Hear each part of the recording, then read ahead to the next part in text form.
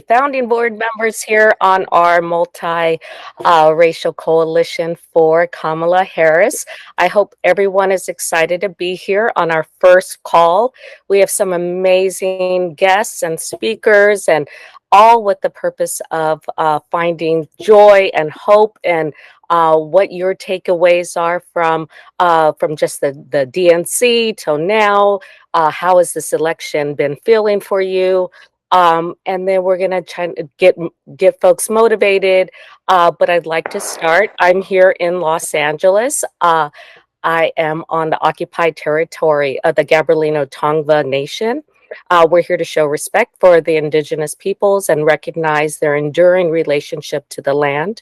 We recognize and honor the elders who have stewarded this land for generations.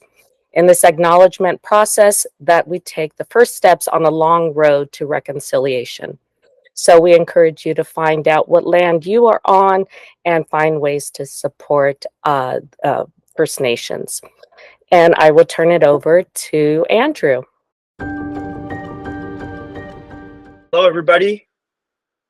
Welcome to Multiracial Americans for Harris. I'm Andrew. I'm going to be helping as one of the host moderators for today. And to help kick us off, I wanted to cover a little bit about the why. Specifically, why multiracial Americans? And I think the way to think about it is it's not that big of a reason or really that much of a stretch.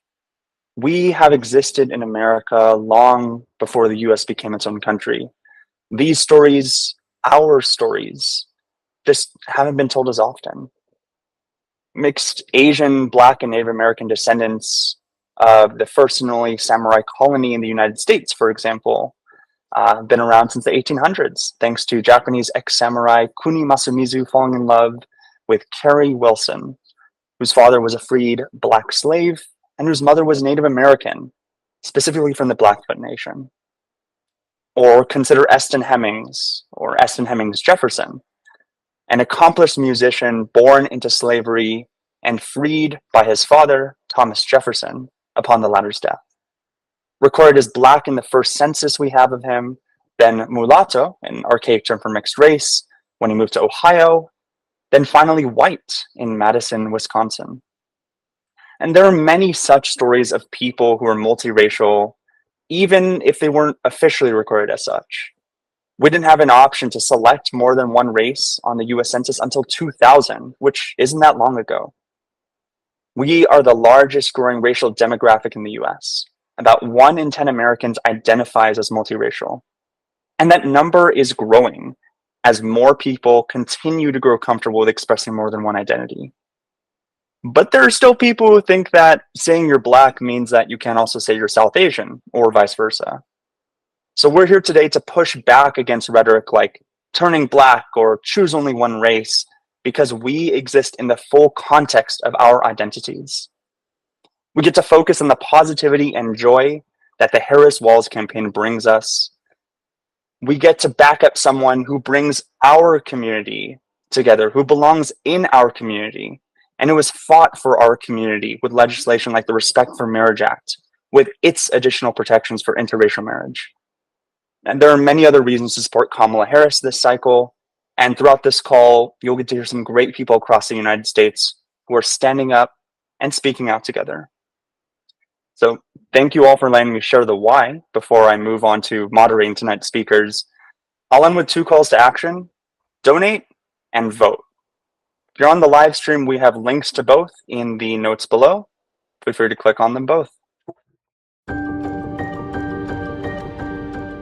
I remember I was at a doctor appointment the other, couple weeks back, and I got this text message from Jason, who we're going to bring on next. He texted me at literally at the same time. He was like, "Look, we need to be doing something. What do you have going on?" And so all of us got together, the folks that are on this call. We were like, "Look, they have amazing folks like I think it was Cat Women for Kamala. There was white dudes for Kamala. What can we do in the multiracial community, plus allies, interracial, all, the folks. So we all sent out our feelers. I think Jason was texting somebody at that time. Jason, are you there? We'd love to bring you on. And hey, we know you have a scene. We're so excited to have you. What are your thoughts? Talk to us. Hey, Sonia, how you feeling? Hi, good.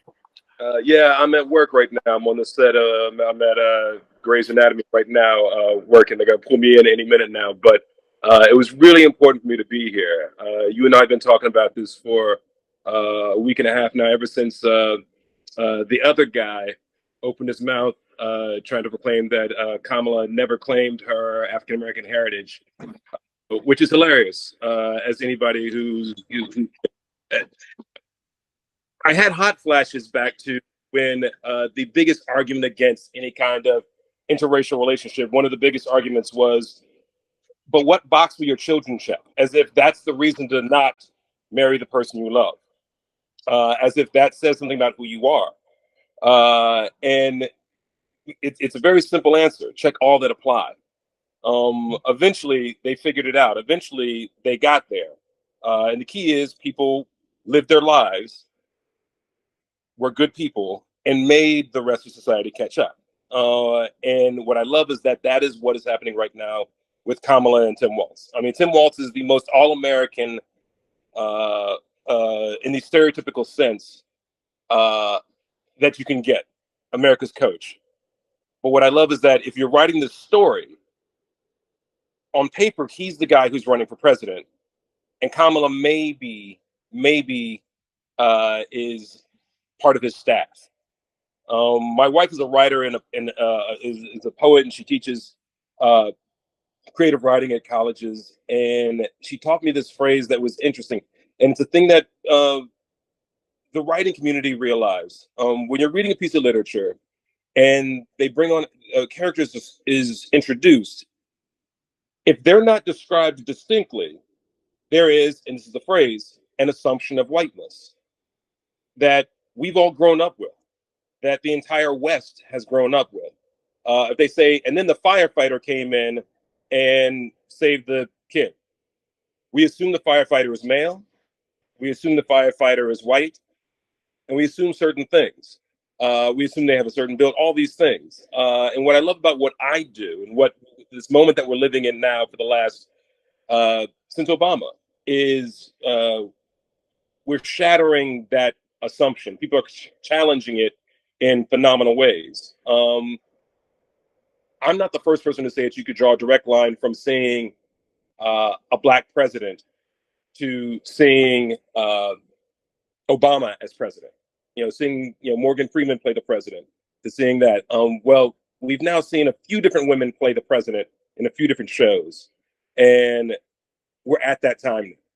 We're at that time now. We've had the test case. Everybody got to see it in the movie, and the first time they saw it, they said, "Oh, that's ridiculous. That's craziness." Well, that's Hollywood for you.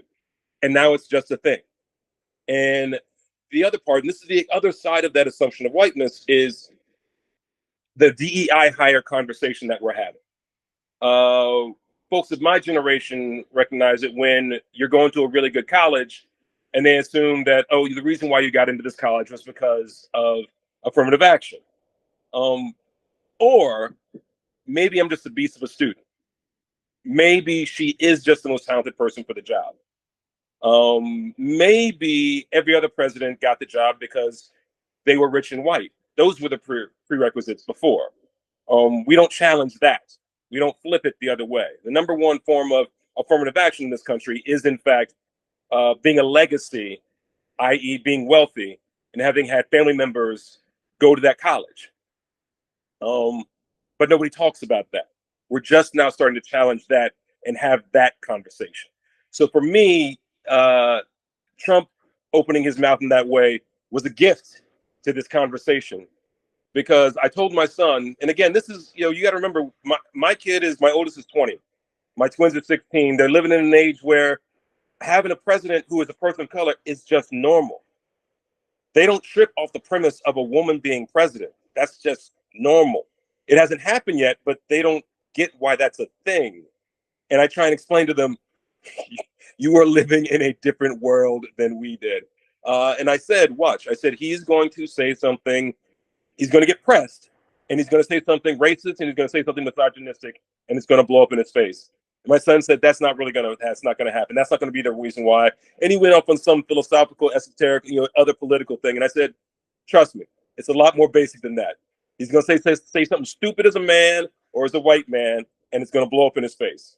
And sure enough, I just didn't think it would honestly be in front of a room full of black journalists. Black journalists that do try and tell them who's black, which is, I just leaned back in the chair and said, here we go. Here we go. And it was about 2 days later that I called you, Sonia, and said, we need to get into this. Because the beautiful part is, she's just hands down ridiculously qualified for this position. That's independent of the representation that she brings as a woman, as a person of color, black person, South Asian. And trust, my Indian wife has the auntie president shirts in fuego in the house. And the intentional mispronunciation of the names, all these things. My wife's name is Vandana. It's not that hard. My son's name is Arun. It's not hard. Kamala. So either you don't have the sophisticated tongue of a fifth grader, or you're intentionally trying to screw this up. It's one of these two things. And when you intentionally try and do it, so I don't know. We started playing around with, trying to find the Donald Trump denial chump. I don't know. We were trying to find what that was. But the bottom line is, I'm excited because I genuinely think that her policies are on point. She is about the things that I believe in.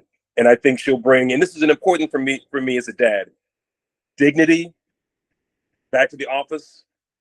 Joe Biden brought dignity to it, and we needed him as that palate cleanser. He knew that he was going to be that transitional president to get us off of the people who are voting for Trump, because as a reaction to having had a black president.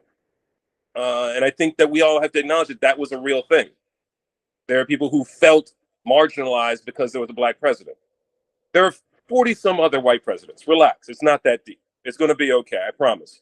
I promise you there will be more white presidents. It's going to be okay. We'll see what Tim Walz is doing in 8 years. Right? But right now, I think it's this time. I think it's this time, and I'm sleeves rolled up. I'm hitting bricks. I'm making calls, knocking on doors, same as everybody else. I am donating. So the call went out earlier to donate. I'm just going to reinforce that. But mostly, I'm just proud because for my kids, they're asking, they have to be reminded to be excited because she's a person of color. And that to me is kind of beautiful. Shonda Rhimes will talk about how she will oftentimes almost not dodge the diversity and equity and inclusion conversation, but she'll first focus on great doctors, great lawyers, people great at what they do. And that to me is the thing that we need to do now. She's the most talented person for the job, and the representation is a bonus. The fact that she's a dual identity person, she has two ancestries to call on, is the most beautiful thing in the world. And the fact she talks unashamedly about all of it, I think that to me is the most American story that you can tell in 2024. And I think that's why we're all here today. So thanks for putting this together, Sonia. Thanks everybody for being here. Much love. They're knocking on my door. I got to go sing for my supper. So I'll holla at y'all. Thank you. We'll see you soon. Oh my gosh, fantastic. What I heard, Jason talk about was the excitement and doing something. We heard that from the DNC throughout throughout the DNC was Kamala talked about her mom. If she would complain, she'd say, don't just complain, do something. And so I'm so honored to be here tonight with all of you who are doing something. Have another amazing guest that we'd like to bring on, who is Sherry Belafonte. If you are ready to join us, we'd love to bring you on. Hi there. Everybody knows Sherry. We're so excited. Actress, singer, model, everything. We are so honored to have you. We are just kind of talking with folks about what brought them to the campaign. What is your feeling? What is your message of hope? And, so we're excited. Thank you for coming, Sherry. Thank you, Yes. first of all, Sonia and everybody, for inviting me. And Jason, of course, who's my buddy. I've heard so many wonderful people speak this evening. You sort of think, "Well, how can I add to this?" So I'll go a little bit back because everybody's been speaking at length. Hopefully I won't be too lengthy. But I first wanted to mention I'm not a Democrat. I am an independent. And the reason why I like being an independent is because oftentimes there have been people from both parties that have made sense to me in some regard. And luckily in California, you can vote in the primaries as an independent. Sometimes you have to declare which side you're voting for in those independent markets. And oftentimes I have picked Republican. Sometimes to pick Republican because there's somebody I like, or sometimes because then I can write in somebody that is of a different ilk.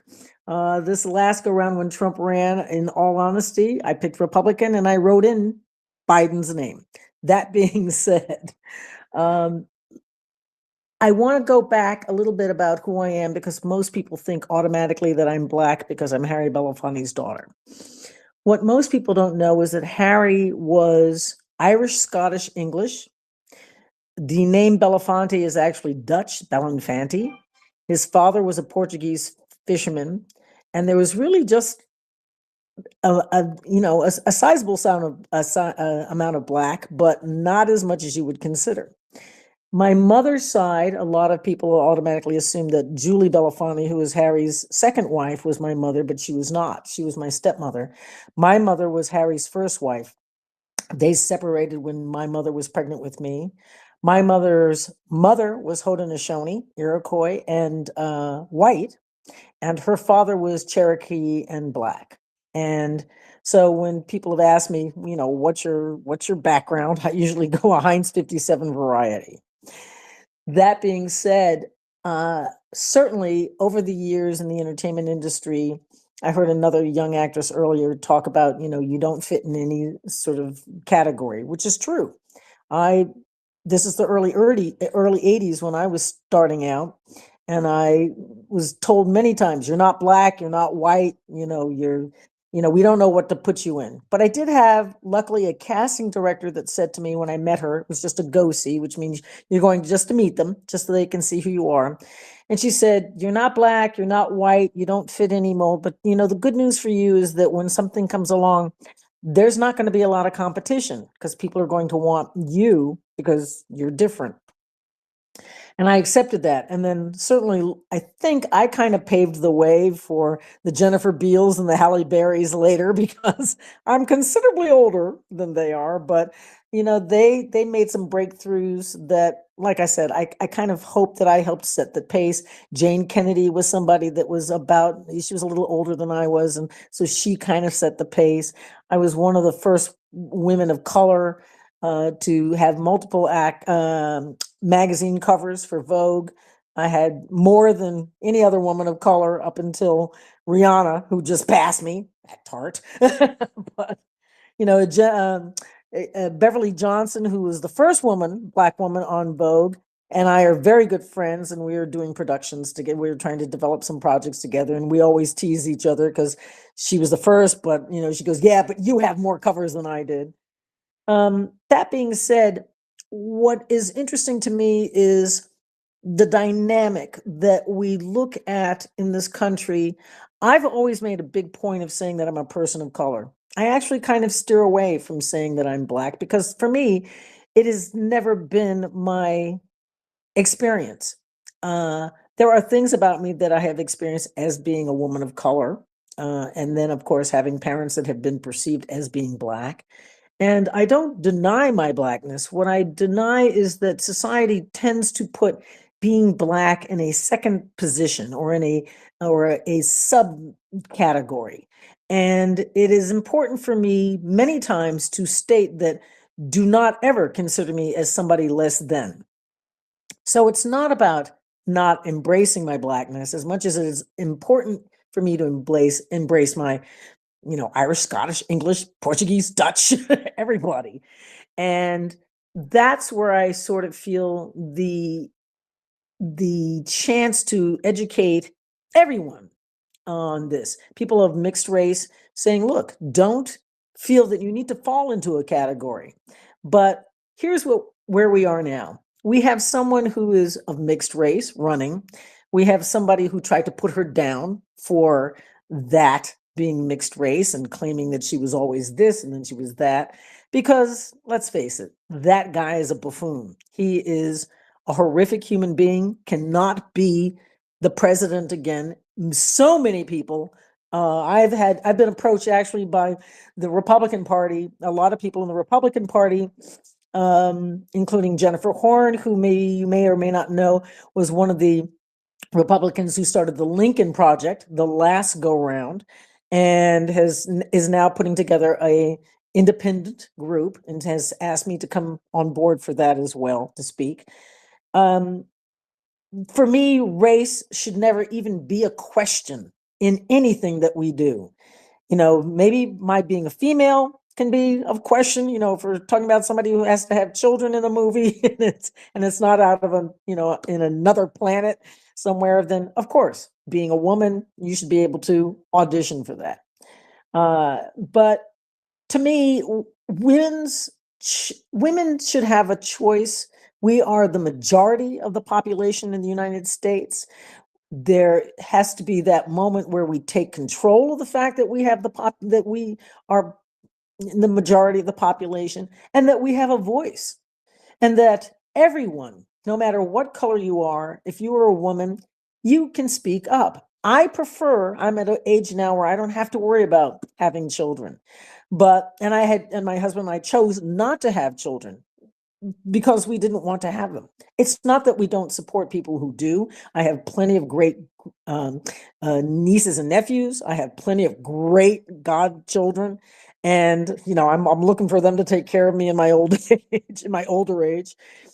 But we have to set a precedent. We have to set a placemat for them at the table, knowing that they have a voice, especially the females. And I think there is that turn that's starting to happen, but many of them still feel oppressed and don't feel that they have a voice. I was one of those renegades. My parents, sadly, are both gone now, but they will tell you I was a pain in their butt because there were things that I was a tomboy. And, I was a girl that in high school in Massachusetts, and this is in the 70s, decided, I was a good enough sports fanatic that I should be on the boys' soccer team. And lo and behold, they did have me as a alternate on the boys' junior varsity soccer team when I was in high school. I was on the fencing team in college, which was unheard of at the time that a woman of color could be on the fencing team. And lo and behold, guess who won the Olympics this year? Black girl, love it. So there are these moments where you go, I can make this choice. I need to be able to believe in what I want to believe in. And for me, bottom line, a woman's choice is tantamount to everything that we need to support in this group. And Kamala, there's so many great women leaders of other countries. There was, Angela Merkel, there's Margaret Thatcher. There are, you can have a lot of arguments as to what they did and what they didn't do, but how they led their countries in a time where it was unheard of. The fact that the United States has not embraced this yet, there has to be this moment where everybody understands they have to go out and vote.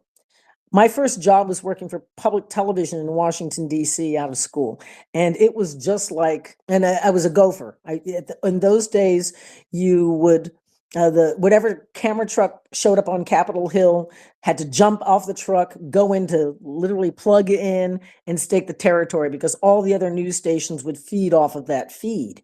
You didn't have all the, there wasn't a line of trucks at NBC, ABC, CBS, and there certainly were no streamers at that time who could stake the territory. But PBS, WETA, which is Washington, D.C., we had offices at L'Enfant Plaza, and I was the gopher that jumped off the truck. And in the process of plugging in, I would hear the lobbyists and people in the government that literally it was like a scene out of Mr. Smith Goes to Washington, where I would hear them selling their constituents down the river because they were going to get some goodie. And I'd have these arguments with Harry, my dad, and say, what the, excuse me, F-U-C-K, do I need to vote for? This is all planned. This is all, nobody's going to believe in my little vote. And he would get so angry at me and say, you have to vote. It's your right to vote. You need to vote. Your voice will be heard in some way, shape, or form. Whether you are part of a small group that makes, a foothold, takes a stand or not, you need to vote. And over the years, I've come to realize he was right. And ultimately, when we saw Hillary running, and she was one that I happened to be voting for at the time, and I'm sure a lot of people thought, oh, she's a shoo-in. I don't even have to go out. And that's my fear, is that people are so excited about Kamala and so excited about Tim. They're going to go, yeah, you know what? Maybe they're going to win. I don't have to worry about it. No, we have to worry. I think today's technology, AI, and I say this seriously because I'm on the SAG-AFTRA, the Screen Actors Guild AFTRA. I'm not only the vice president of actor performers, but I was on the negotiations committee. I've been very instrumental in a lot of the conversations about AI because they did send me to Sacramento to discuss, to set up the reasons why we need to have strongholds on our voices and likenesses. And I was set up to send up for people who have passed. I wonder why. Harry had passed away at that moment. But our technology is so advanced now. And when I hear something like Trump say, you don't even have to vote, it makes me leery and concerned that what do you mean we don't have to vote? What are you saying? Elon Musk to me is the most dangerous person on the planet, hands down. I know some people are going, wait, what? The guy that made Tesla? No, he is the most dangerous person on the planet right now. He is behind Trump.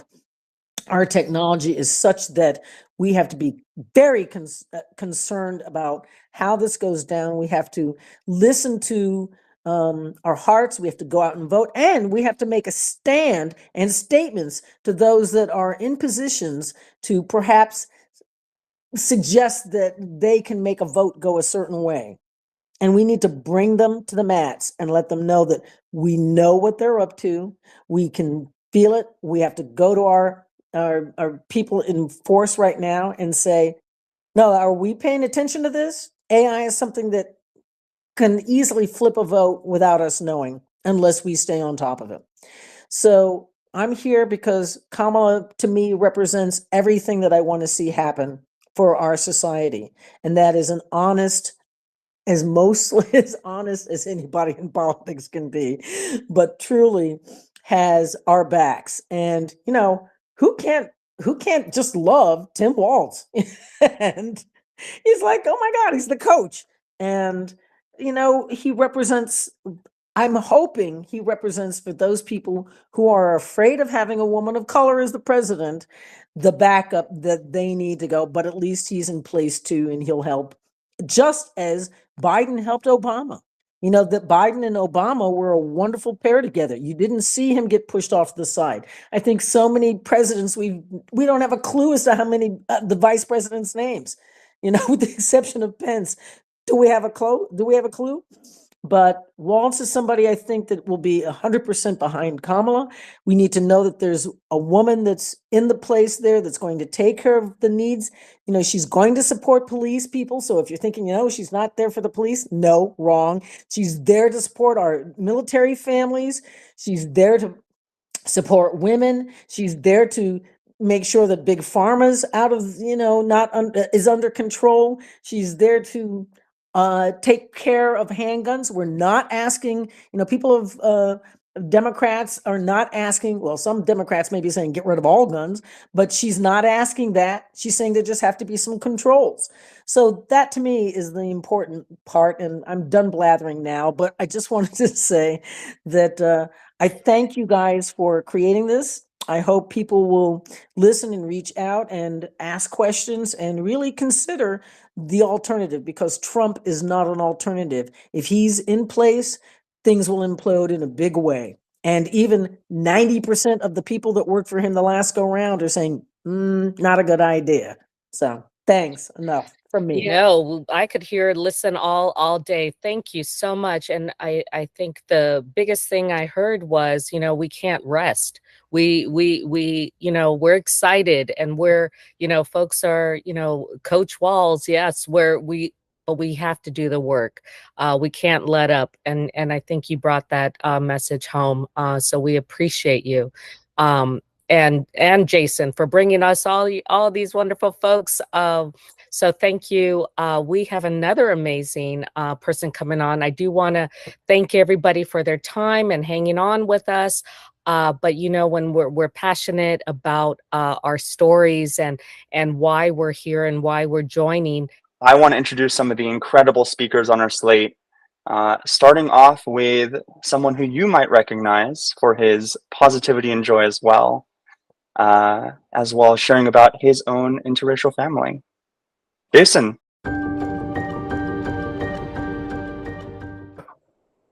Hi, everybody. For me, this has been such an important election season, because I live in rural Oklahoma, and my family is interracial. My wife is Caucasian, and we tried to have children, but we were struggling with infertility. And so we went into foster care to adoption. We had about 11 kids come through our home, and 3 of them were able to stay with us for forever. One little girl, her name is Lillian. She is Caucasian. We had her since she was 3 days old. We have Christian. He is African American, and his half sister, Harper, and she is African American. He is 13 and she is 15. So I'm dealing with a lot in our family. But one of the things about this experience has been the mindfulness that I've had to have in educating my children in dealing with society, where they start to notice the differences of how society perceives them and deals with them. They all 3 would run into a general play area and start frolicking. But my 2 oldest children, Harper and Christian, who are African American, would be scolded, while everybody would watch Lillian and be like, "Oh, that's so adorable." And going through the year 2020, a lot of those things that were popping up on the news, a lot of the violence against African Americans by police, we really had to sit down and have important conversations with all 3 of our children to advocate for one another. And Lillian has started to become an outspoken advocate for her brothers and sisters, because they might not be listened to when they have interactions with people in the neighborhood that might not see them in their full personhood. And so during this year, attending the DNC was something a little bit scary for me, because I live in rural Oklahoma, and there's always some backlash because a lot of my followers are conservative because of where I am. But being there has given me a renewed strength to share my voice and to bear the brunt of the backlash that comes with that. But I feel like when we share our voices, we help to unlock something for so many people that are silent just because they're just as scared as I was. And one of the themes that I'm seeing happen is, as I share what I do as a father and how I've departed from some of the things that my father has done, because my dad was a conservative, but the party has turned into what it is now. And so many people feel like they've lost their parents to make America great again, conservatism. And And it's really sad. And a lot of them never had the courage to actually put that in perspective and say, I've lost some of my family. Those Thanksgiving dinners have become very awkward. Those family issues of trust have been broken because I no longer feel safe, or my kids are no longer safe going over to my parents' home because there's Fox News always blaring and attacking things like their identity, or as of late, Kamala Harris's ethnicity being attacked as whether she's really black or is she Indian, or if she's using her race to get ahead. There's a lot of insinuation that's happening, and none of it is beneficial to people that are caught in the middle. They just suffer.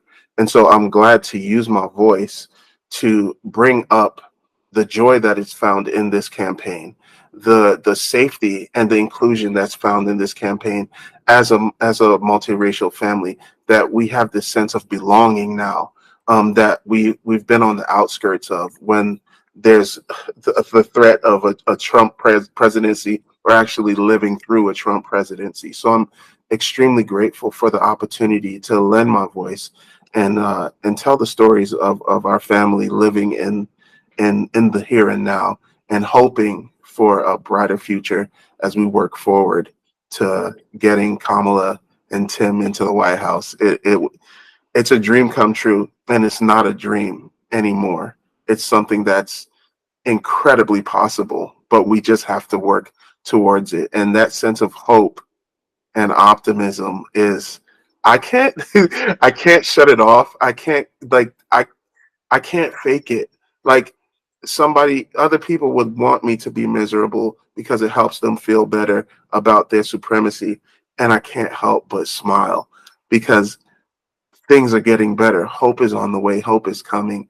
And I'm going to have a part in making that happen. So our next speaker here, you may also recognize him from online or even some acting. He is an actor. He's a content creator. He's built quite a following for embracing his mixed Chinese and African American background. Ryan, care to come up? What's up? Both Jasons just really made me feel super inspired, and also made me realize that, like, I didn't have this growing up. I barely just got it. And it's a beautiful thing, this community, and it inspires me to tell my truth, which I always had but repressed sort of almost my whole life up until, like, 3 or 4 years ago, when I started getting on Instagram and TikTok and sharing these stories and showing my family and incorporating comedy so people's guards would be down when I talk about things that aren't sort of controversial to us, but can be controversial to unseasoned ears. No offense to the unseasoned ears. My job is to season them.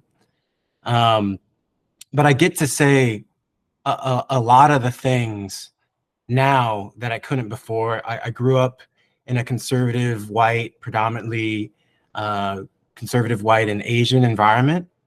And I didn't, I had the audacity of my peers to tell me what black was. They told me that I didn't act black because I was acting like the people that were around me. And so I just think how ridiculous this system kind of is to even perpetuate that into existence, right? So I think it's a beautiful time now, especially with Kamala running for president, that I get to see someone who represents almost exactly like my upbringing. I have an immigrant Chinese mother. I have a pretty militant black father. And I actually had the opportunity to go to the DNC. I was one of the 200 creators that were invited.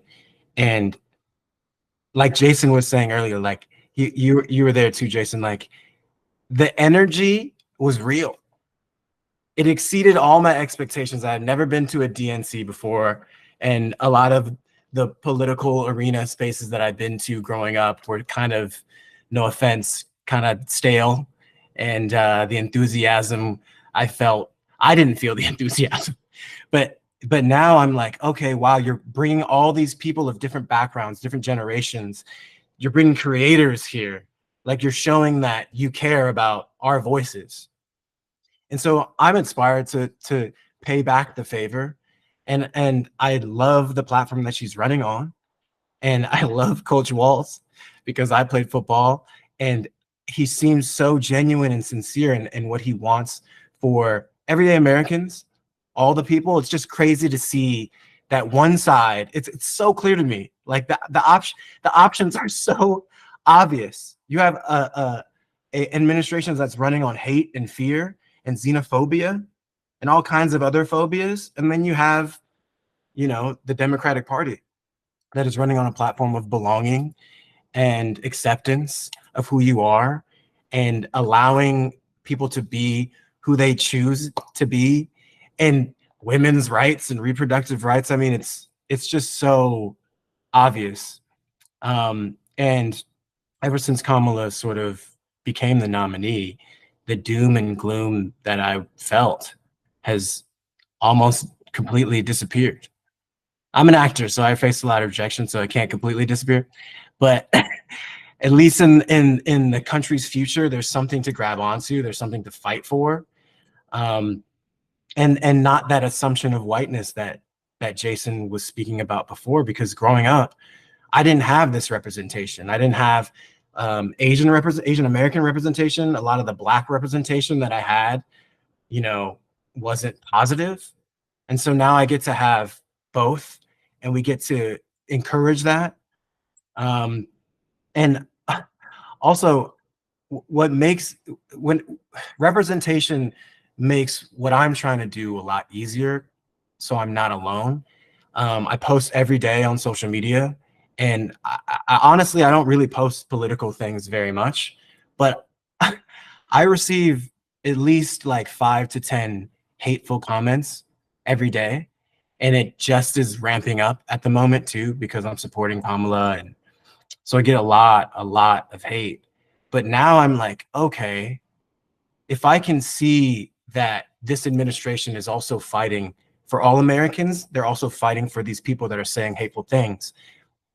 Jason earlier said, we've lost a lot of our people, a lot of our friends and family to this other administration, right? That has hijacked people's minds. So what I realize now, which helps me a lot, is when I receive that hate, I don't meet it with hate, and I see that it's an ideology that has hijacked a fellow human being.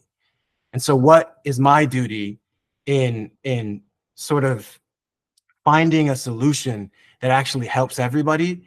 And that's just meeting it with love and and trying to distill the disinformation and keeping hope and keeping things. I'm really good at levity and making things funny. So look, I'm happy to be here. I'm glad we brought everyone together. I'm gonna keep doing what I'm doing, and thank you.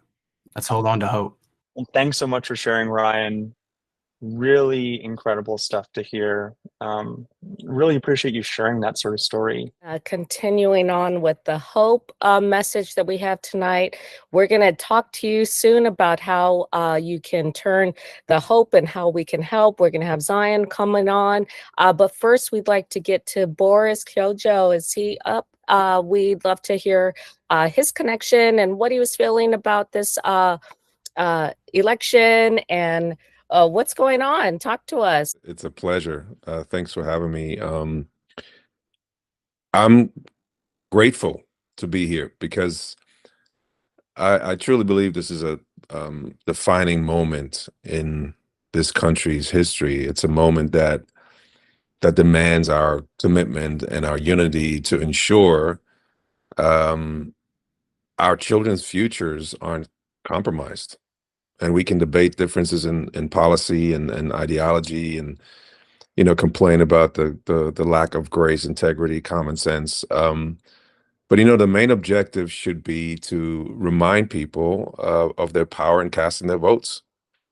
You guys are talking about the DNC. What I saw last week was a much needed surge in our collective consciousness around the power of a united voice. And we heard from so many different people about hopes and concerns about for their children, for their families, their communities, our communities.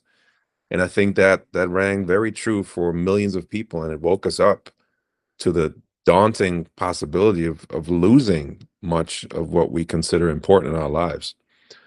As for me, I'm an immigrant from a multicultural background, Ghanaian and German, and I came here over 25 years ago. When I was a kid, being bullied every day, my white mother reminded me that my darker color was a superpower, and while my African father told me that more cultures meant more history. And I told my children the same thing as they are navigating this so-called colorblind society that is just that. It's blind to the richness and the vibrancy, the added value of different colors. So there are things that I love about this country, things that allow me to make a really great life for myself and my family here, things I want everyone who lives here to enjoy, things I'm willing to speak up for and fight for. And then there's things I don't like and things that I consider divisive and destructive, things I'm willing to speak up and fight against. But I love it here. And look, these shared emotions on display last week had a profound impact on me. And I realized that true patriotism is less about the flag and more about the willingness to be critical of your country with the desire and the goal of making life better for everybody. Different cultural backgrounds have been the very foundation of the strong and resilient fabric of this country, and it always has. The irony is that everyone who speaks out against cultural diversity or migrants or immigrants is usually only 1 or 2 generations removed from being from a different culture themselves, right? So, look, just let us use our collective voices and our platforms to remind people that this immense privilege of living in this country, this culturally diverse country, comes with the very important responsibility of making your voices heard when it counts. That's all I want to say. So thank you guys so much for including me, and let's get out there and get people to vote November 3rd. Yes, I think we have your more cultures, more means more history. Love that. Thank you. I think that's brilliant. Thank you for taking your time and meeting us. It is my honor to introduce our next speaker, an actor you might recognize from a very wide variety of films, I have to say. Maybe it's Office Space, maybe it's The Conjuring, maybe Loudermilk. But Ron, we'd love to have you up to talk. Thank you for having me. I'm old enough to remember when they just handed you a big piece of paper and you walked around a neighborhood and like crossed the things off. So this is amazing. I'm really honored to be here, and I didn't. Not someone who grew up with an experience of having a multiracial identity, either in my body or in my family, unless you, I guess, unless you count like Anglo and Saxon. A little Irish in there somewhere.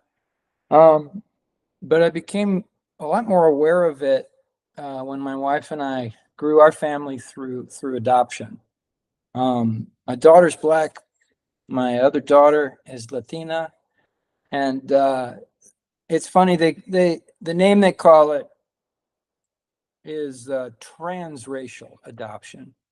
It's one of those words that I'm not quite sure about. I've kind of come around to it. I think when they invented that word all those years ago, the idea was that you were going to airlift a child out of the race they were born into and deliver them to a different race. And I think that's I think they've kind of got it all wrong, because what I've discovered is the experience that I've had is it's really it's kind of forced me to travel outside of the race that I was born into, to meet my daughters where they come from. And the more I do that, And I have to say that as I've done that, I wouldn't be able to do that without the generosity and just the amazing openness of those communities to throw their arms around us and say, we're going to help you take care of these babies because we know what they need and you don't. And I've kind of realized that I've kind of learned about a lot of the idea of what race is, or as I experience it. It's a lot less about like who you are or what you are. It's just a lot more about what they're going to throw at you. It's a lot about what you're going to come up against. And I think that's one of the reasons that, you know, the other side is so infuriated and stumped by the idea that Kamala Harris can be more than one thing. The idea that she can be both South Asian, she can be Indian, and she can be Black. And it's not really because it's about what she is, because they don't know what stereotypes to apply to her. They don't know what slurs to use. They don't know what obstacles to throw up against her. And the longer they scratch their heads, the more ridiculous the whole thing starts to seem. And really, I think, what they're going to do is they're going to throw all of it. So I think we're going to be ready for that. They're just going to throw all of it, along with any other algorithm that they can get to stick. And they're going to try and dehumanize her in any way they can. But I think, and that's, I think, maybe why people who carry multiple races within their body around the world give us such, it's so jarring, because it takes away what we've been taught, which is to make assumptions about people. And the answer is actually pretty simple. It's like, if you want to know somebody's deal, first you got to ask them, and then you got to listen, you know? And that's pretty much it. That kind of pretty much works with anybody. Even the people that you thought you really had they seem to only come out from one race, so they're easy to peg. But honestly, if you really want to know about anybody, you got to ask, and then you got to listen. And I think that gets me to this election and how it applies, because that's the superpower I think that we're going to need. I am pretty sure that most of the people on this call are going to vote for Kamala Harris. And God bless you if you came on here not knowing. And I would encourage you to just keep looking into it and get and learn more, because I think you'll come to the right decision. But I think what this campaign is about is it's going to be about reaching out to a lot of people who either are, they're either thinking maybe I'm not going to vote, or I don't know who I'm going to vote for. And I don't know how somebody can still be in that place all these years in, but I got some of them in my family. I'm sure you all know some. And I think it's going to be up to us to really take it upon ourselves, beyond the things about slam that donate button, hit that. Let's see, that's one way to reach people. We can reach people through advertisements.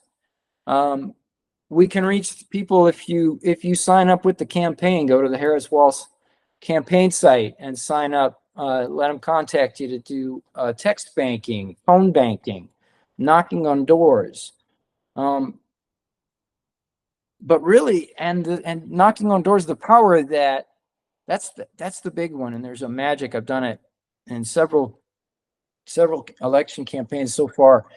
There's real magic that happens when you knock on somebody's door, even if it's somebody that doesn't believe you, even if it's somebody that is voting for the other side. When they see another human being in front of them, and that human being is interested in what they think, something happens. There's just something that happens with that. And And I've had a lot of, I've done phone banking where I've had people cuss me out. I've also had long 5 or 10 minute, really polite conversations with people. And there's something about that joint humanity. That's what scares the other side about this idea of we're just going to ask questions and then we're going to listen, is because I think they know, and I think we all know, I think we all have that experience that when we do that, we get less scared of each other.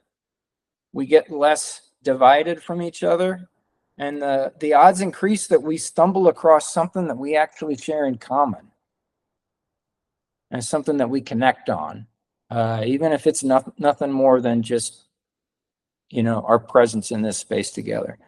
So I'm going to encourage everybody here to be your own campaign manager. Don't wait for someone to tell you what to do. You know what your connections are. You know what you bring to offer, whether it's money, whether it's time, whether it's people, whether it's you live in a swing state and so your boots on the ground. But get in there. I'm just gonna ask, get in there and stay in there and don't get out until this election's over, and maybe even don't get out after that, because I think once we win this election, and I think we will, we're going to have to heal this country and bring it together for good. Thank you so much for the time. I really appreciate the chance to be here. Thank you. Thank you. Thank you so much. I think everybody in the chat is saying how wonderful, loving the energy. Don't wait. Bring what bring who you are and get out there, canvas, volunteer, whatever it is that you can do, that you can bring to the campaign. Get in there, as Ron says. So we're going to bring on our next wonderful speaker. Ronnie Nels is coming on. I've had the pleasure of knowing Ronnie for years, and so honored to have you here tonight. Tell us about yourself, Ronnie, and tell us what we can do to continue the work.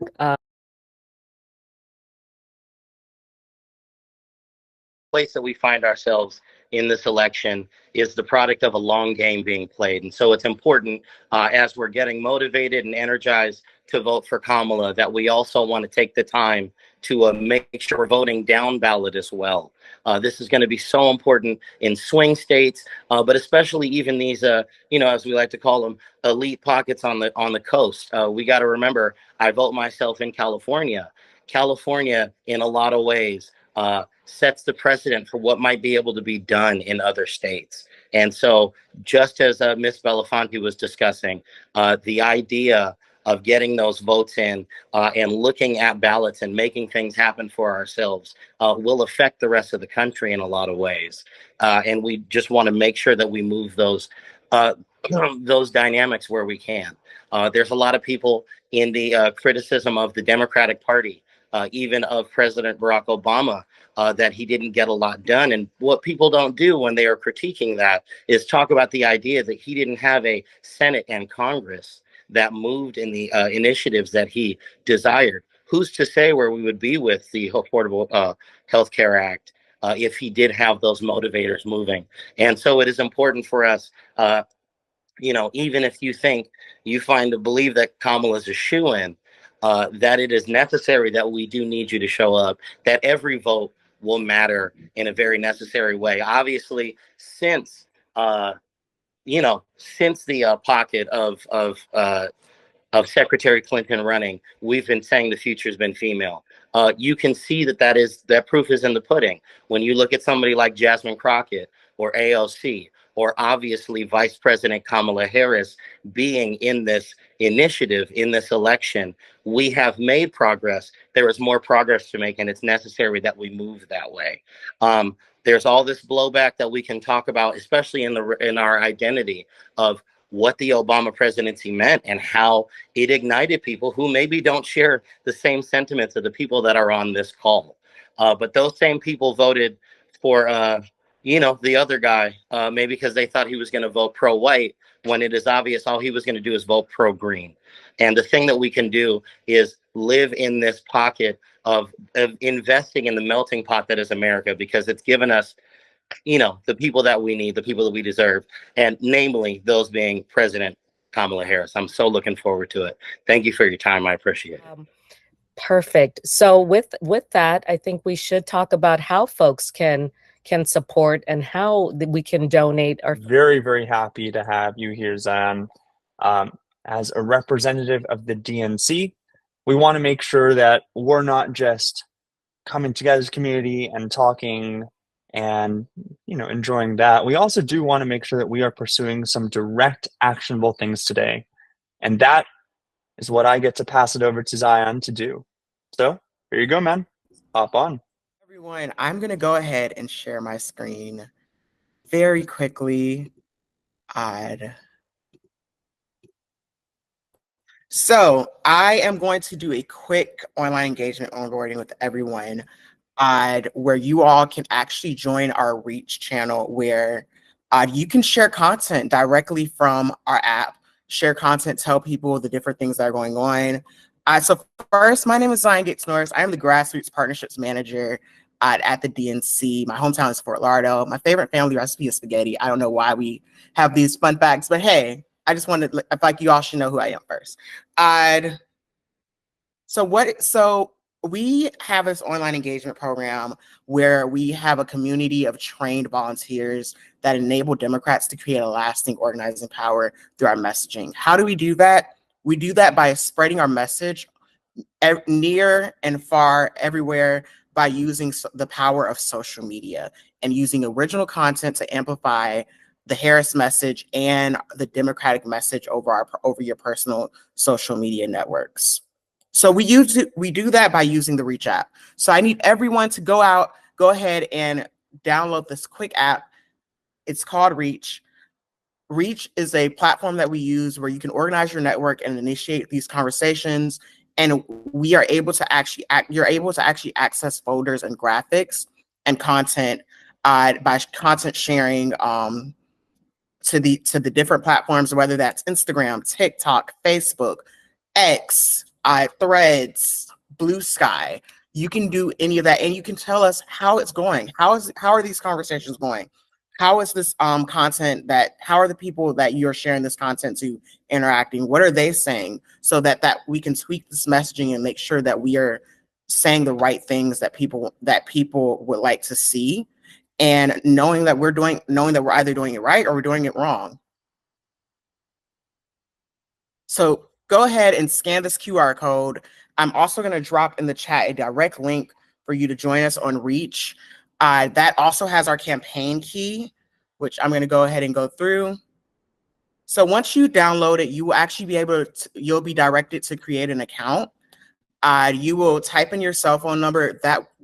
Typing in this will send you a one-time code to your cell, where you will actually be able to save that and put that in at the end. You will put your first name in, your email, all of that good stuff, and you will be auto-sourced into your state group, also based on the state, so that you can get state-specific things also, so that you can know what's going on in the different down ballot races also in your state.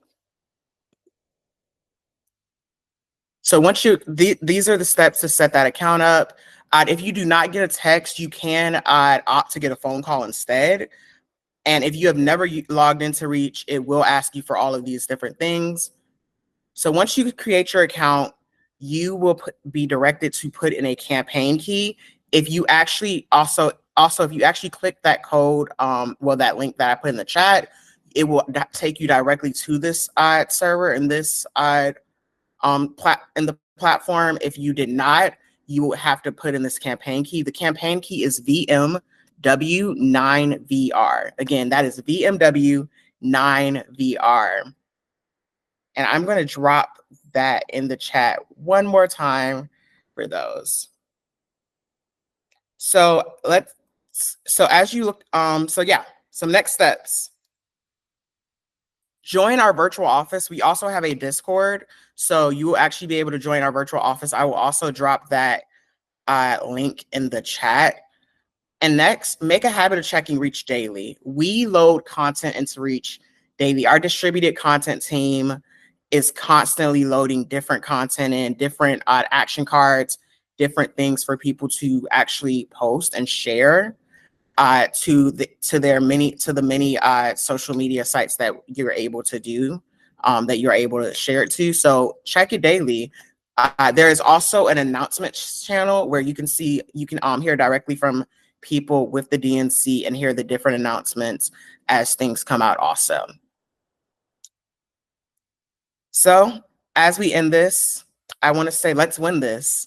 We have one particular goal in November, and that is electing Kamala Harris as the next president of the United States. And I truly believe that with a coalition of people, that this is possible and it will happen.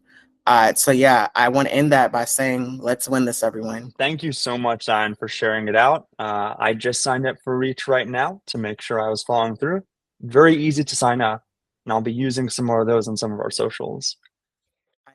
He is someone in, I believe, the finance world, correct me if I'm wrong, moved to be a pastor and a minister in North Carolina. He's here today with us as an ally and to share more about the people who don't always feel heard. Solomon, take us home. Solomon, Missouri. I'm a pastor, writer, thinker out of Eastern North Carolina. And I know that most people who are on this call have already made the decision concerning who they're going to vote for and why. And so very briefly, I want to say that my work is community work, and it is the work of convincing and compelling others to do things together, to not only understand and come to commonality, but to move together.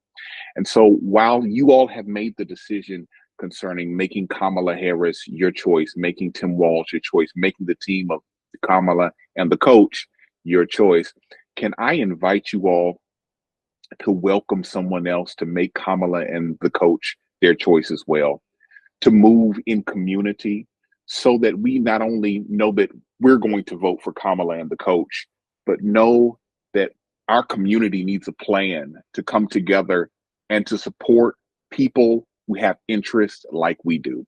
So in thinking through the voting process, we want to think through making a voting plan, when our community is going to vote, how our community is going to vote, who's going to have difficulty in voting and may need additional accommodations. Having these kind of questions and these kinds of perspectives helps us to galvanize, pull our communities together, but also mobilize our communities. So in Greene County, where my church is located in the great city of Snow Hill, North Carolina, we are deciding that we're going to early vote. And can I extend and invite that to your families and your community at large, that you're going to early vote, not just because you can early vote, but because early voting gives you the ability to volunteer in your communities, to have additional conversations in your communities, and to mobilize in your community. Because Kamala said it best, when we fight, we win. Thank you all for having me. God bless you. Take care. Hey everyone, I'm Delia Douglas Height. I am a board member of Multiracial Coalition and Multiracial Americans for Kamala Harris. It is my absolute pleasure and great honor to introduce our next speaker, Michelle Hurd. Thank you so much. It's an honor to be here. I'm so excited to participate in this very important moment in time. I hope all my Trekkie friends are out there and willing to donate and step up and, make this present time as hopeful as our Star Trek, voyages are. One of the reasons that I am so excited about this moment in time is because I am a biracial woman. My mother was born and raised in Blackwell, Oklahoma. She's German, Irish, Swedish, French. So white, as white as you can get. My father was born in St. Anne's, Jamaica. He's as well Scottish, African, Native American, and Asian, and Jamaican, of course. And like one of our other speakers said, I grew up when being biracial was not cool, wasn't in. In fact, my eldest sister, when she was born, there were still states that it was illegal that they had a child. When my parents got married, both their communities told them not to have children, said they're going to suffer My mother said, it's okay, we'll cook and eat them, just to be, because it was ridiculous. You're like, what do you mean? They're children. They're going to be raised in a house of love. I'm so grateful that my parents decided to raise us in Greenwich Village, New York, where everybody who is different, diverse, taboo is the norm. I love my LGBTQ community, where we lead with love. And that's what I also see Kamala Harris do, which, by the way, her name is super simple to pronounce. Just think of calm, the calm in the storm. Kamala. It's super simple, people. The fact that that man at the National Association of Black Journalists had the audacity to say she turned Black. How dare you? We don't choose to deny one parent or the other. I am part of my mother and I'm part of my father. I am biracial. There's a whole community of us who are biracial, and it's time that we all make our voice being heard. We're no longer a part of this sort of exotic, back in the day, they always said exotic, which always remind me of like, oh, am I a concubine? I'm an exotic thing, something to sort of like put on a pedestal and go, ooh, look at that. No, we're a race of people. We are biracial individuals. Just like my sister Sherry said, we are multi-ethnic, and it's a glorious thing. And right now, I had this moment when Obama got elected, and I said to my sister that when I went to school, they had the pictures of the presidents on the top of the room, literally on the top of the room. So you could literally look up and see what the glass ceiling was going to stop you at. And I said to my sister, now that Obama's here, your two brown boys will see themselves represented there, and they know that they can break that ceiling. And in this moment of time, I was reminded of the first time I saw Nichelle Nichols, Uhura, on Star Trek. My father knew it was important for his three brown girls to see themselves represented. And we would watch the reruns of the original Star Trek. And when we saw Nichelle Nichols on the bridge, a Black woman with voice, with purpose, with a mission, not just this beautiful creature, but with a purpose, she gave us, whether it's consciously or unconsciously, the permission to be bold, to be brave, to be here, to find our voices. And I know that this moment in time with Kamala Harris, she is my Uhura, because she now is going to be on that classroom wall, that ceiling. She's going to break that ceiling. All these brown, Black, beige, every different shade of girl is going to look up and see that they can be there. Whether it's conscious or unconscious, she's giving all of us permission to be bold, to be brave, to be present, to use our voices, to move ahead. I'm a native New Yorker. Native New Yorkers, we know the Trump family. They're not thinking about anybody but themselves, always. And they're certainly not thinking about people of color. Kamala Harris and Tim Walz, they will forge the way forward. It's time. It's time. I want the whole community out there, my Trekkie families and friends, to please donate, show up, register, make sure you're registered. I just did it. I just checked to make sure that I was registered. I'm all good, but I just did that just in case. It's super simple. It takes 2 seconds. I signed up for the app that Zion introduced earlier. It's super simple. Just do it. Take those moments. This is our time. This is our time to be present. You know what? Men have had the keys to the White House this entire time, and they don't get the keys anymore. It's time to put a woman in there. We have our voices and our bodies need to be represented. There needs to be more focus. I love when Kamala Harris was interviewing Kavanaugh. She asked him, what medical procedure does a male have to submit to the government to get permission to do? None. None. Why then should a woman have to allow the government to be inside our bodies? No. Let's just say no. There's more of us, you guys. Let's let our voices be heard. I'm so grateful to be here. Donate, vote, tell two friends, and so on. Make sure you're registered. Get your absentee ballots. My young students, any of your students who are going away, make sure you have your absentee ballot because you want to be here. You want to be in this election. It's the most important. Up and down that ballot. We need to make sure that the people who represent the states that you are in are working for the things that you are focused on, are thinking about your rights. No handmaid's tale here, you guys. This is for a new tomorrow. When we fight, we win. And we're going to win this one. Thank you so much. I appreciate you all. Thank you for letting me have a couple moments of your time. Guest, our next speaker is someone who you might recognize for the Multiracial Verse podcast, amongst other things. Antonio, very happy to have you on board today. Excellent. Good evening, everyone. Thank you so much for being here, supporting this movement. To Jason, Sherry, Ron, and all the other individuals who showed up for this such an important cause. My name is Antonio Fernandez. I am part of the Multiracial American Coalition Board, as well as the host of the Multiracial podcast. Kind of just to give a little bit of history of my multiracial story. It started all the way back in 1924 in a small town on the border, Alpine, Texas, where my father, Dionisio Fernandez, was born to Mexican immigrants.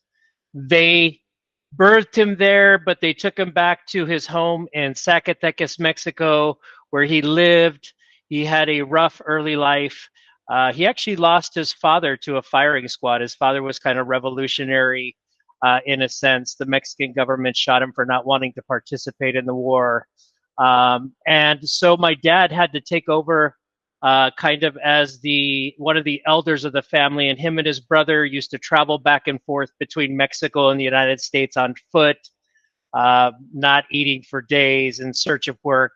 And then finally he crossed La Frontera for the last time, and he joined the U.S. Army during World War II. Yeah, my father was fairly old. He served for the United States government way back in the early 40s. After the war, my father moved up and down the West Coast. He stayed in the U.S. He was looking for work. He settled in San Francisco, where he met my mom. My mom's family was of European descent. We think English and Welsh. We used to say we were Irish, and then one of those tests came out, and I don't know if it's true or not, but they said we were more English and Welsh on her side. She grew up in a small town. Her parents were wheat farmers in Wyoming, a little small town called Slater. I just looked, the population of Slater is about 50 people. And my parents had me and my siblings, and they ended up deciding to move us to Wyoming, where they thought they could seek safety.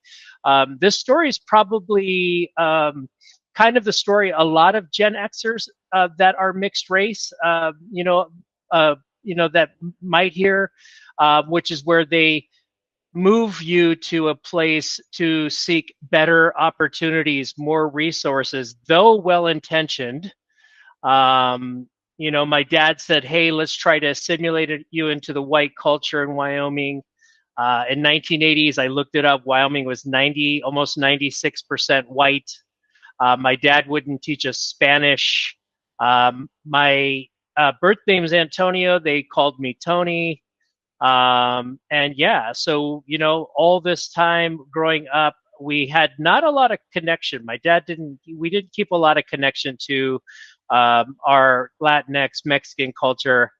I faced a lot of prejudice growing up, even in church. Like, I remember being at a church camp and somebody making like jokes around Mexicans, about Mexicans and other things.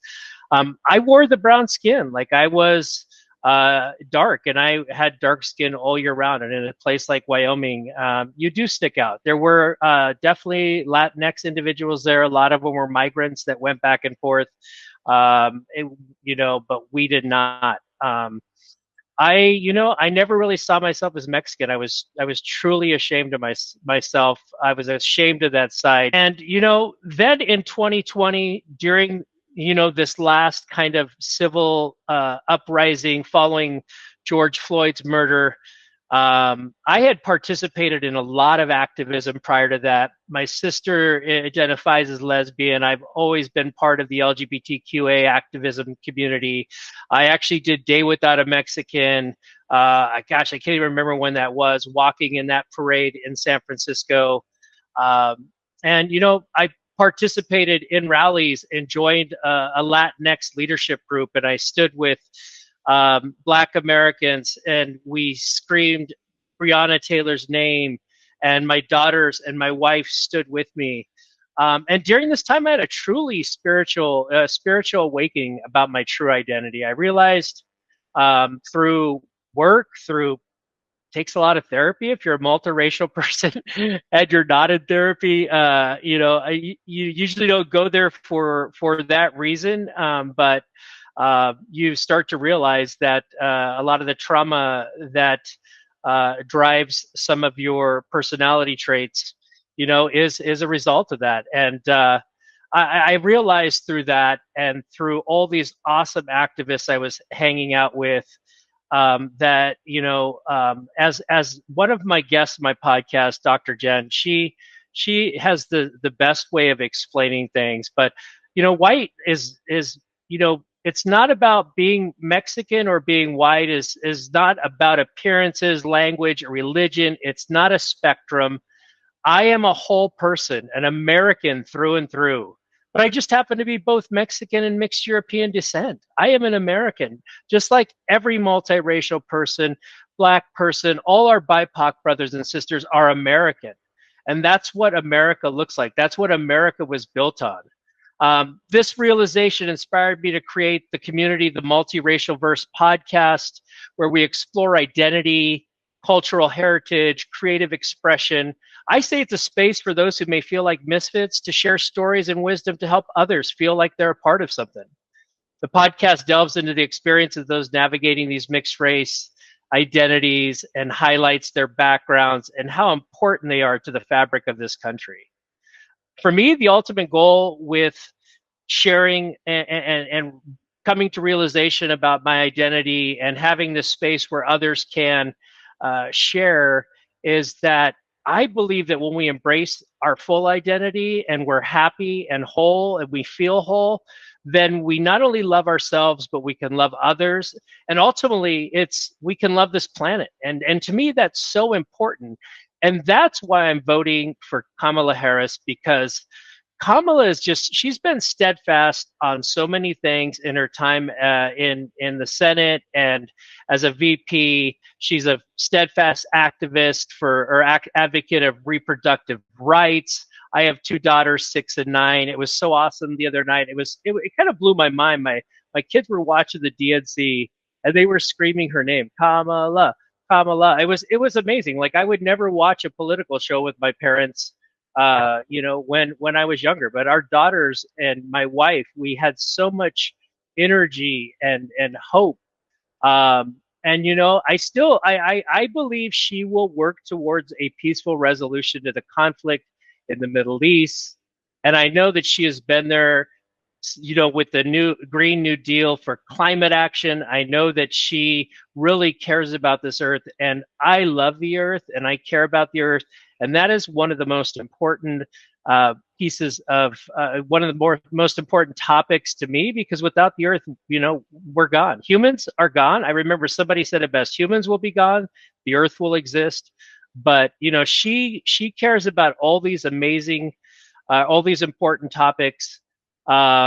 And as a multiracial woman of color, you know, I feel like, I think somebody else said it. I think, you know, we'll the white guys, will have them. They'll continue to be presidents down the line. But like, we need something different. We need somebody who is experienced as her, who has, you know, just her background in law and those things that we need to get this country on the right track, keep it on the right track. And her representation at the highest levels of government is so vital for not only my daughters who see her and are like, wow, like this, you know, this person will become our president. And look at this, it's amazing. I love when they have such awesome role models everywhere and throughout the Olympics and all these other things. And women, you know, they're doing, like, I just love that my daughters are living in this time. And Kamala is going to help as the president with Coach Waltz create a place where we can really grow healthy, sustainable families and keep this earth sustainable for future generations to come. So, you know, I'm proud of my heritage, all of it, and I stand behind Kamala. And, you know, please donate.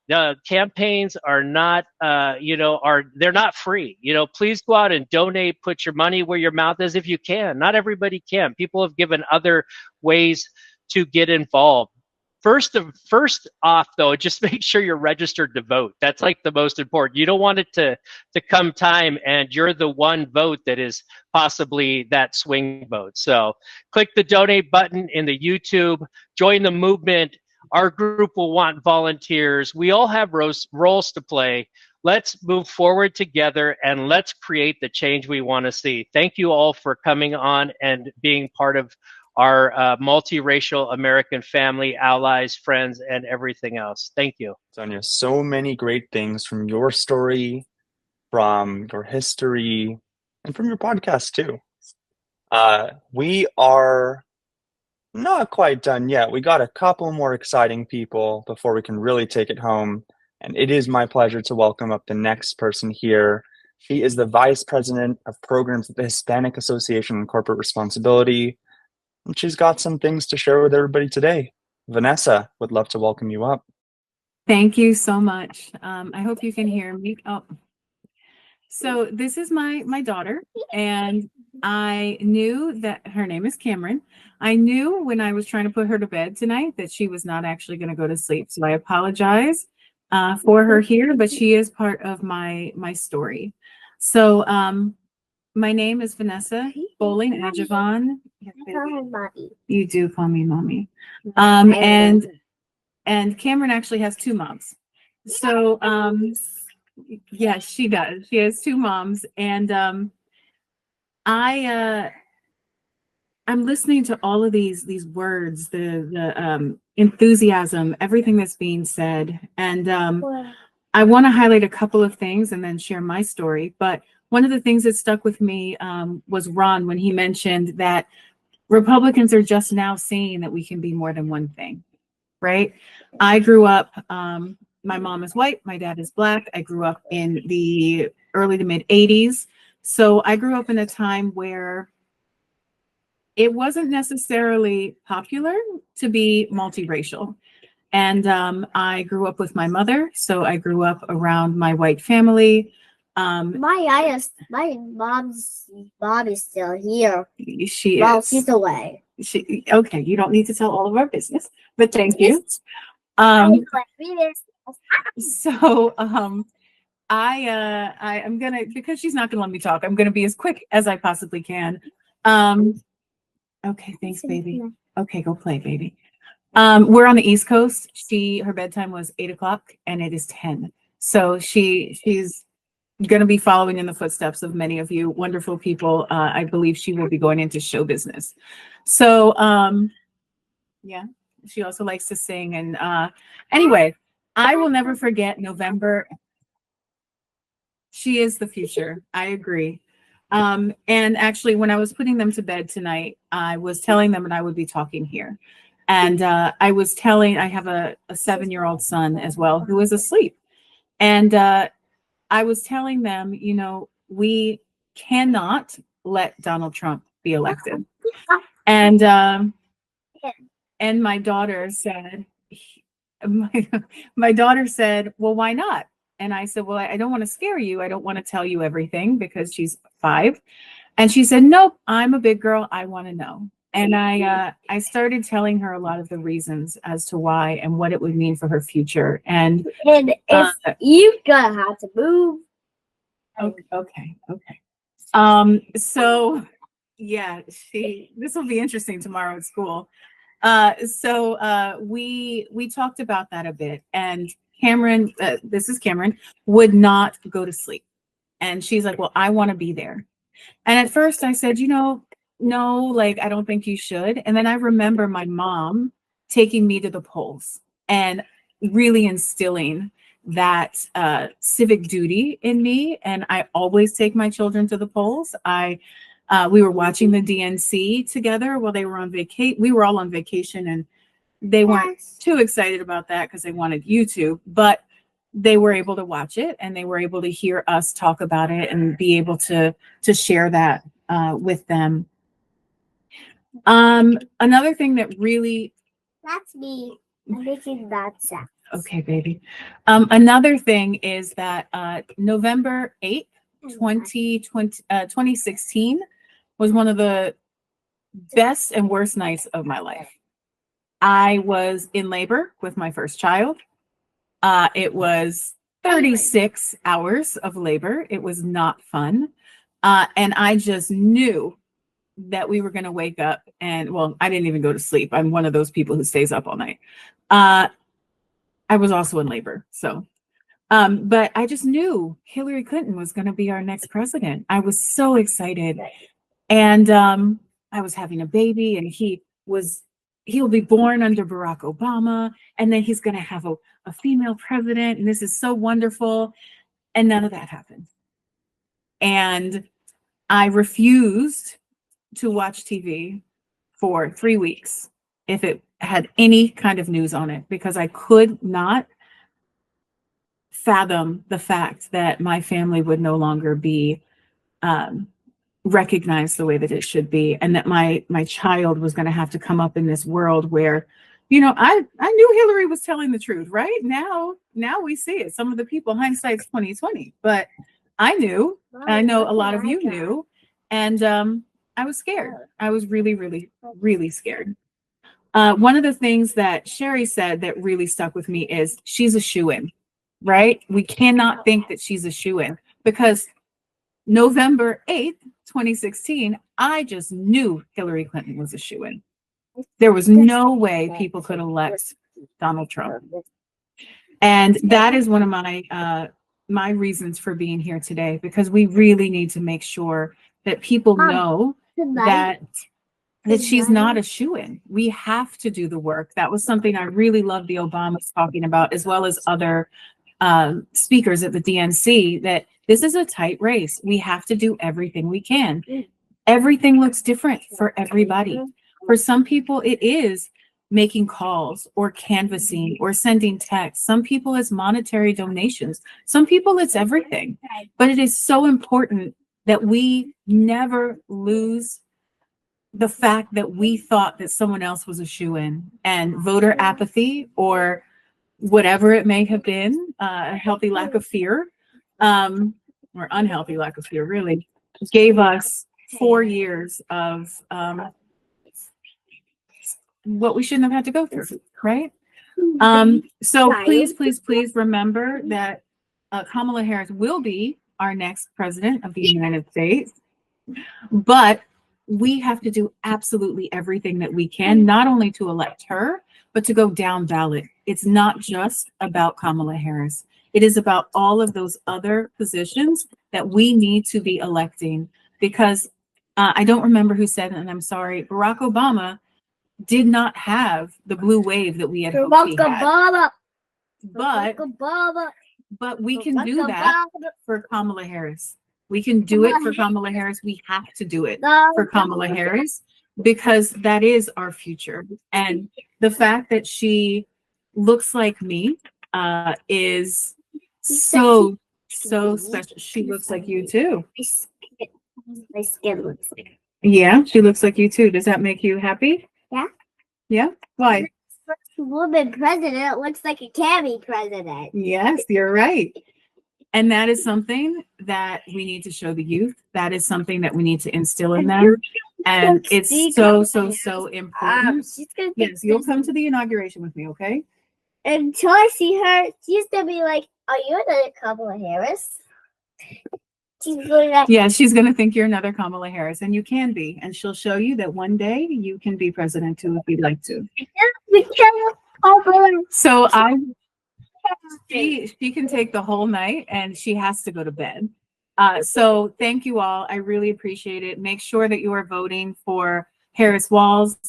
Make sure that you are doing everything that you can from whatever means you have, whether it's time, money, whatever it may be, please make sure that you donate. Make sure that you are getting everything, the word out there as much as you can, because like someone said, she is our future, right? And if we do not elect Kamala Harris, I'm scared of what future she may have.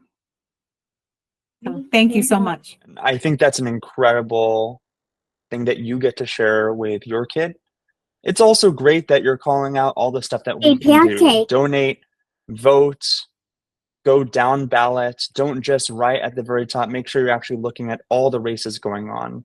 Because a president is only successful if they have a House and Senate that are actually in order. He's been waiting in the wings for a little bit. He is someone who started off in, I believe, the finance world. Correct me if I'm wrong.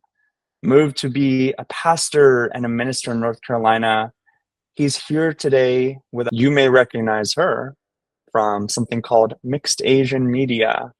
Alex Chester Iwata is the editor-in-chief and CEO of Mixed Asian Media, identifies as Mixed Asian Multicultural American, as well as Multiracial American. And she's actually currently out of the country. So I'm going to go ahead and play something that she helped record right before she hopped on the plane, sharing something for all of us here. Hi, Multiracial Americans for Harris. My name is Alex Chester Iwata, pronouns she, her, hers, and I am the founder of Mixed Asian Media. We are a website and community for Mixed Asian Pacifics. We do everything from op-ed pieces around the mixed experience to celebrity interviews with like Henry Golding or Keanu Reeves, to name a couple. And we also do have an Instagram platform, and we host the first ever Mixed Asian Day. This year, it is going to be in Los Angeles in September. I am so excited and I hope you will join me. I wish that I was speaking to you all in person right now, but sadly, I am out of the country at the moment and the time difference was just a little too hard to navigate. So thank you for watching this video. So a little bit about me. I am half Japanese American, half Ashkenazi Jewish, and I am third generation American on both sides of my family. If you haven't guessed it already, my dad's side, the Japanese side, was in internment camps during World War II, and my grandfather was part of the 442 regiment. My mother's side, the Jewish side, was running away from Europe, trying to escape anti-Semitism and all the horrible things that came along with it. So, you know, trauma on both sides of the family. I was a child actor, and as you can imagine, being a mixed Asian child in the entertainment industry was very difficult. I was constantly being told that I was not Asian enough to be Asian or white enough to be white. I was constantly being boxed in and being told to dye my hair darker. No, that's too dark. Go blonde. Let's try to make you look more white presenting. And this really played on me and how I felt about myself as a person. And it's taken me a long time to feel comfortable and confident in my own skin. Yet, here we are. Our mixed identities are being weaponized by the far right. They are trying to weaponize us in politics, and it is horrifying. This, among many other reasons, is why Kamala Harris has my vote, and I hope you too will rally behind her, and you will donate, and you will campaign, and you will do everything that you have in your power to make sure that she is the next President of the United States. For the first time, I actually have hope, and it's scary because it is so easy to sit in that dark space and just be like, well, the world's awful, everything's awful, and we're probably gonna elect Trump and it's gonna be awful again. But now we have an excellent option. So I hope that you'll join me in supporting her. And I don't know about you, but how freaking cool would it be to, one, have a woman president, two, a multi-ethnic president that is Black and Asian. I just think, oh my God, that is just so cool. It's something that I never thought that I would see in my lifetime. And I know for sure my mother never thought that she would see, and it's so close to it. I can see it. So I really hope that you will join me in campaigning and rallying behind her. I think it is so important. I could go on the many, many reasons why, but I will leave you with this. I don't know about you. I don't want to live in a real life Handmaid's Tale. If you have read anything about Project 2025 and what is in it, our rights are going to be taken away. They just are. And as it is already, if you are a person with a uterus, you are a second-class citizen here. You do not have autonomy over your own body. And I can remember when Roe versus Wade was overturned, and I just sobbed. I have never felt that type of helplessness. I don't want to be in Handmaid's Tale. I don't want any more of my rights being taken away. I don't want to see my LGBTQ plus IA friends and family have their rights taken away, that it's made illegal for them to exist, that our free press is taken away, that our rights to speak are taken away. And all of that is a very, very, very big possibility if Trump is reelected. So I hope that you will rally with me and you will fight for Kamala. And I hope that you have an amazing rest of the Zoom meeting. I'm really sad I can't be there in person. And just know that there are so many of us. We are one of the fastest growing demographics in the United States. We have a voice, and together we are stronger, and we have this beautiful community. So I hope I get to meet you all in real life, and you can always slide into my DMs. You can always email me. I love meeting new people and talking to people. If you have any questions, please reach out. And thank you again for having me. Bye. We have another great singer-songwriter teed up here for a little bit of a different intro. Laura is the fearless leader of the honky tonk country band Laura Benitez and the Heartache, who's here both speaking with and singing with us live. Laura, I'm passing it off to you. I'm so honored to be on the call, and I'm not really sure why I'm the musical guest when Sherry Belfonte is on the call, but I will do what I can. So like they said, my name is Laura Benitez. I am here with my daughter, who's going to be playing a little ukulele along with me. It's a guitar, yes. I am so excited to be voting for Kamala Harris. I'm calling in from about 10 miles away from where she grew up. Kamala means a lot to the East Bay community, and she means a lot to me. Just to have someone who looks like me, who represents what most of the country is and wants, what's important to us, is why I'm so excited to vote for her. To see someone like that in the White House is so important. And for this little one who's disruptive, but her safety is real important, and her health is important, and I'm excited to have someone in the White House who's going to prioritize that. So I'm mostly here to get everybody hyped up. I'm going to sing a song sung by another mixed race queen, Alicia Keys. This is Girl on Fire. She's just a girl and she's on fire, hotter than a fantasy, lonely like a highway. She's living in a world that's on fire. Thank you all so much. Get out and vote. Donate early. Act early. And let's get this done. Well, thank you so much for sharing your musical talents too. I am very happy for the other call outs. It's a good reminder to everybody on the call. The donation link is on our website, multiracialamericancoalition.com. It's also on the YouTube link. If you go right below, we have a link to donate. We have a link to go and check your voter registration. Go ahead and send both of them to one other person as well. Help build that community together. This piece is titled, Dear Black Girl. Growing up as a kid, I hated my dark skin. And if I can be transparent, even now as a grown woman, I have to constantly reprogram my thinking. Years of being told I was not the standard for beauty, but see, that was a lie.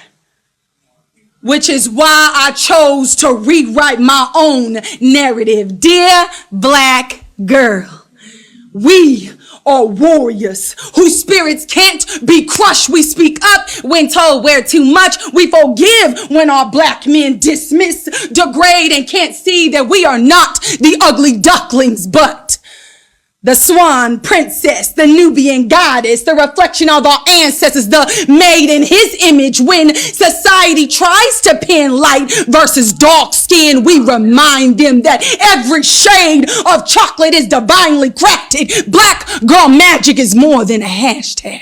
Is a movement, a statement like Maxine Waters, reclaiming our power, moving through this world unapologetically, degree holding with our heads held high, melanin moisturized, big hips, thick thighs, hair free and natural or wrapped in a protective style. Dear Black girl, you better recognize we are the trailblazers. Everybody wants to be us. So to all my sisters, as we continue this process of loving our skin, start with this. Look yourself in the mirror. This is me, the chocolate beauty, deserving and saying, I am queen. Dear Black girl, know that y'all, we are everything. Very much. And thank you to everyone who stayed on this call and listened through all the incredible speakers tonight. I'll keep it brief. I want to give you a reminder to donate. I want to give you a reminder to vote. I want to give you a reminder to check out the links below, both on multiracialamericancoalition.com if you're watching from there, or directly from the live stream. We have some links in our description to check out. Stay tuned for other events that we can organize and come together about. Follow us on Instagram and Threads and other socials that may come. And finally, I hope that you were heard tonight. I hope that you recognize that if you've ever felt like you're not enough, you are enough. If you've ever felt like you didn't quite belong in the communities, you get to belong, you do belong. Thank you all. Good night.